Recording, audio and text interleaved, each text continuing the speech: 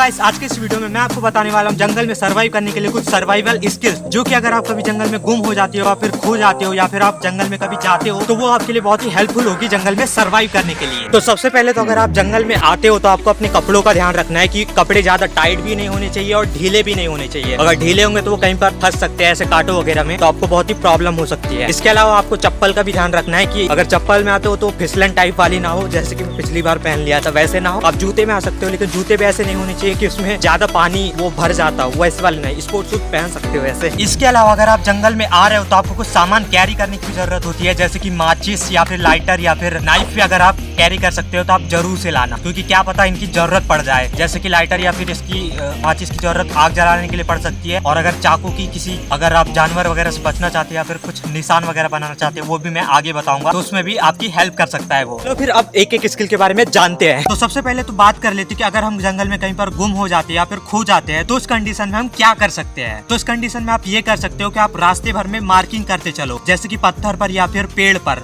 वो भी मैं अभी करके दिखाता हूँ आपको। जैसे कि ये पेड़ है तो आप इस पर मार्क कर सकते हैं, जैसे कि मैं इस साइड से जा रहा हूँ तो मैं इस पर मार्क कर दूंगा कि इस साइड से मैं आ चुका हूँ। इस तरह से आप पेड़ों पर मार्क बना सकते हो, पत्थर से या फिर चाकू से अगर आपके पास चाकू है तो। दूसरा, आप पत्थर को इकट्ठा करके मार्किंग बना सकते हो कुछ इस तरह से। तो मार्किंग बनाने से आपको ये फायदा होगा कि आप बार बार उसी रास्ते से नहीं भटकोगे, और अगर आप गुम हो जाते हो तो ये चीज आपके लिए बहुत ही फायदेमंद साबित होती है, क्योंकि अगर आप गोल गोल जंगल में घूमते हो ना तो वो रास्ते आपको पता समझ में आ जाता है कि आप इस रास्ते से पहले जा चुके हो, तो अब आपको दूसरा रास्ता पकड़ना चाहिए अगर आपको रास्ता नहीं मिल रहा जंगल से निकलने के लिए। तो गाइस अब मैं आपको बताता हूँ नेविगेशन के बारे में, कि अगर आप जंगल में कभी रास्ता भटक जाते हो या फिर गुम हो जाते हो या फिर खो जाते हो तो आप रास्ता कैसे ढूंढ सकते हो। सबसे सिंपल रास्ता तो यही है कि अगर आपके पास कंपास या फिर मैप है तो उसकी हेल्प लो, लेकिन अगर आपके पास कंपास या फिर मैप नहीं है तो फिर आप नेचुरल इंडिकेटर्स की हेल्प ले सकते हैं। जैसे कि आप सूरज को देखकर अंदाजा लगा सकते हो कि आप किस रास्ते पर जा रहे हो, मतलब किस दिशा में जा रहे हो। जैसे कि सुबह के टाइम अगर आप जंगल में हो तो उसका मतलब है कि सूरज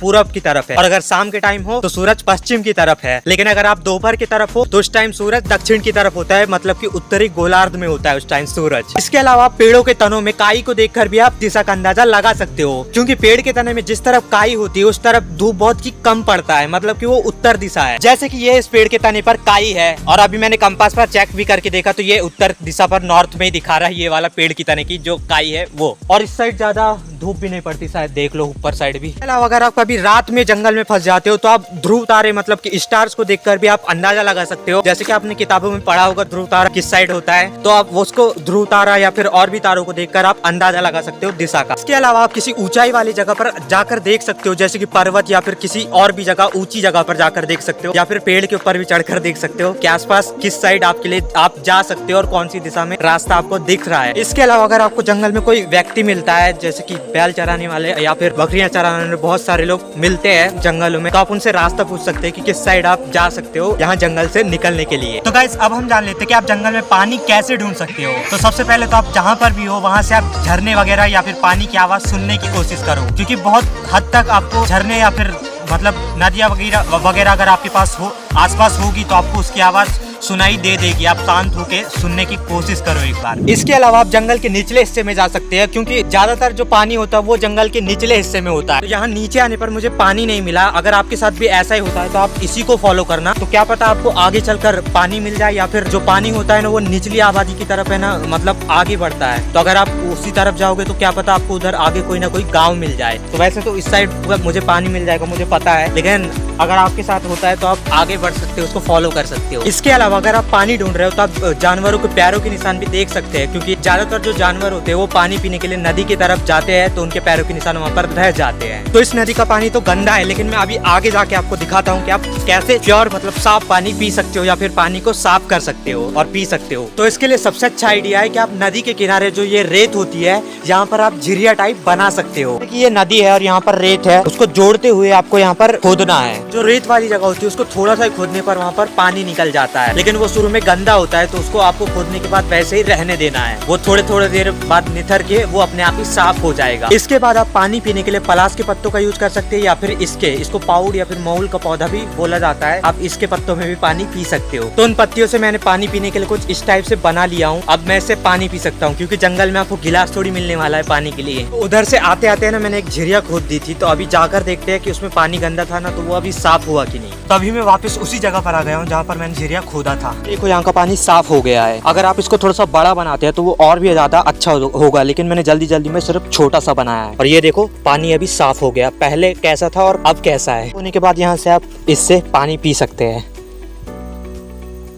ये देखो, ये के अलावा अगर आप ये नहीं कर सकते तो आप ऐसी जगह पर जा सकते हो जहाँ से कि पत्थरों के अंदर से पानी आता है, या फिर जो नदी का पानी है वो पत्थरों से होकर आता है। तो उसके आगे का जो पानी होता है ना, वो सामने का आपको पानी वहाँ का थोड़ा सा साफ मिल जाएगा। लेकिन फिर भी आपके साथ कभी ऐसी कंडीशन आ जाती है कि आपको कोई नदी या फिर तालाब या फिर कोई झरना नहीं मिलता है जंगल में, तो आप ऐसा कर सकते हो कि सुबह के टाइम अगर हो तो वहाँ पर है ना पत्तों में ना ओस गिरी होती है, तो आप उसको इकट्ठा करके पानी इकट्ठा कर सकते हो। इसके अलावा कुछ बांसों की प्रजातियों में है ना उसके अंदर पानी होता है, तो आप वो भी इकट्ठा करके पी सकते हो। इसके अलावा अगर आप गर्मियों के टाइम जंगल में घूम गए हो तो आप उस टाइम ये देखो कि कहाँ पर हरियाली सबसे ज्यादा है, क्योंकि ज्यादातर जहाँ पर पानी होता है ना उसके आसपास का जो वातावरण होता है ना वो हरियाली से भरपूर होता है। ये तो हो गया पानी को ढूंढने की बात, और आप अच्छा और साफ पानी कैसे पी सकते हो। लेकिन अब हम बात कर लेते हैं फूड यानी कि खाने की बात, कि आप जंगल में खाना यानी फूड कैसे ढूंढ सकते हो। तो सबसे पहला तरीका तो यही होता है कि आप फल ढूंढो, फल वाले पेड़ ढूंढो, वहाँ से आपको कोई ना कोई फल तो मिल जाएगा, सीजनल फल। पर देखो यहाँ पर एक बेल का पेड़ है और इसके यहाँ पर ये फल भी मिले हुए या गिरे हुए हैं। ये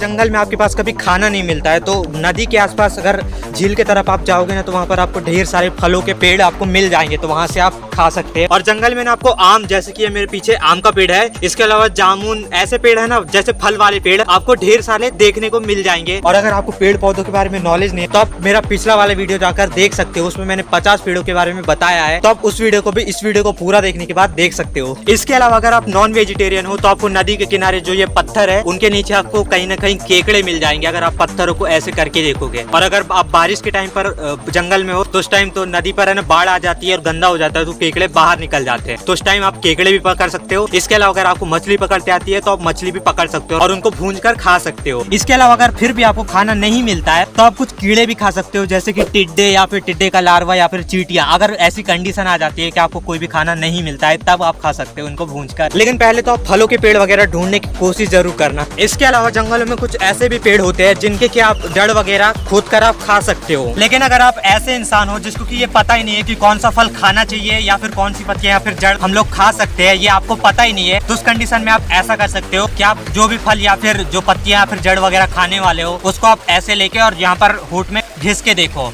अगर उसको घिसने के बाद है ना जलन या फिर खुजली टाइप अगर होती है तो आप उसको मत खाना। इसके अलावा अगर आप जंगल में फंसे हुए हो और आप मदद मांगना चाहते हो हेल्प के लिए, तो आप हेल्प के लिए कुछ सिग्नल दे सकते हो, जैसे कि आप आग जला सकते हो या फिर कोई लकड़ियों से बड़ी सी बिल्डिंग टाइप बना सकते हो, ताकि आपको जो लोग ढूंढने वाले हो या फिर आपको आपकी हेल्प करने वाले हो वो उस सिग्नल को देखकर आपकी तरफ आ सके। वैसे आग जलाने से याद आया कि आप आग कैसे जला सकते हो, इसके बारे में तो मैं बताना ही भूल गया।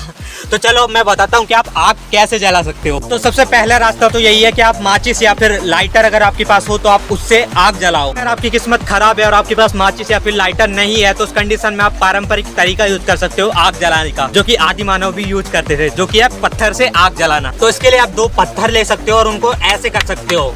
लेकिन आपको इस चीज का ध्यान रखना है कि इन पत्थरों को लेते समय कि आप है ना चिकने टाइप के पत्थर लो, क्योंकि जो दूसरे टाइप के पत्थर होते हैं ना उससे आग उतनी जल्दी से नहीं जलती है। तो आप जो चिकने टाइप के पत्थर होते हैं, चमकीले पत्थर, आप उनसे आग जलाओ, उससे जल्दी से जो आग है वो जल जाती है, जो चमकीले पत्थर होते हैं उनसे। तो आप सिंपल यही वाला पारंपरिक तरीका यूज कर सकते हो। वैसे भी इधर बारिश होने लग गई और आसपास का कचरा गीला है तो आग लगने का उतना खतरा नहीं है।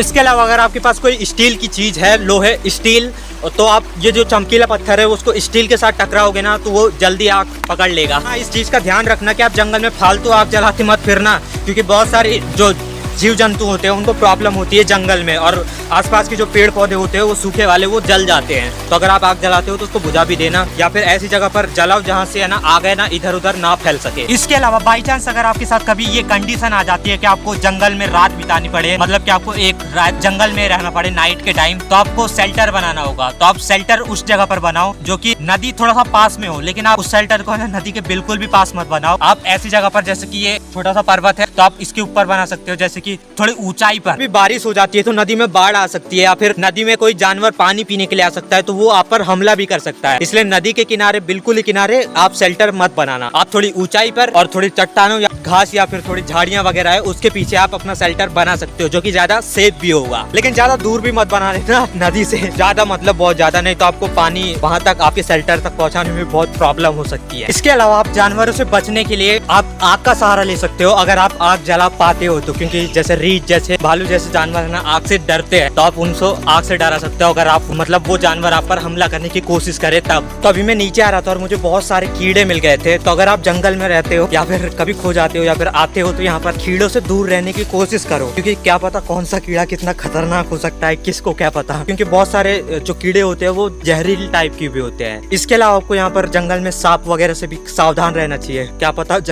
यहाँ कचरे में हो और आपको काट दे। यार ये थे जंगल में सर्वाइव करने के लिए कुछ सर्वाइवल स्किल्स। तो इनमें से कौन सी स्किल आपको पहले से पता थी, आप कमेंट सेक्शन में कमेंट करके जरूर बताना। और ये वीडियो आपको कैसा लगा आप कमेंट सेक्शन में कमेंट करके जरूर बताना। और अगर इस वीडियो पर अच्छा रिस्पांस आता है तो मैं 24 आवर्स या फिर 12 आवर्स जंगल में बिना मतलब कोई भी रिसोर्सेज के सर्वाइव करके दिखाने वाला एक वीडियो भी बनाऊंगा। तो उसके लिए वीडियो को लाइक जरूर कर देना और एक कमेंट भी कर देना। मिलते हैं नेक्स्ट वीडियो में। और जंगल से रिलेटेड कौन कौन सी वीडियोस और हम बना सकते हैं आप कमेंट सेक्शन में कमेंट करके बता सकते हो, अगर आपके पास कोई आइडिया है तो। वैसे तो अभी मैं शहर में जाने वाला हूँ, तो शहर की वीडियोज भी अभी आने वाले बहुत जल्द। मिलते हैं नेक्स्ट वीडियो में, तब तक के लिए टाटा बाय बाय। और अभी इधर बारिश भी होने लग गई है, बाढ़ भी आ सकती है, तो इधर से निकलना पड़ेगा। चलो निकलता हूँ मैं अभी इधर से, तब तक के लिए बाय बाय।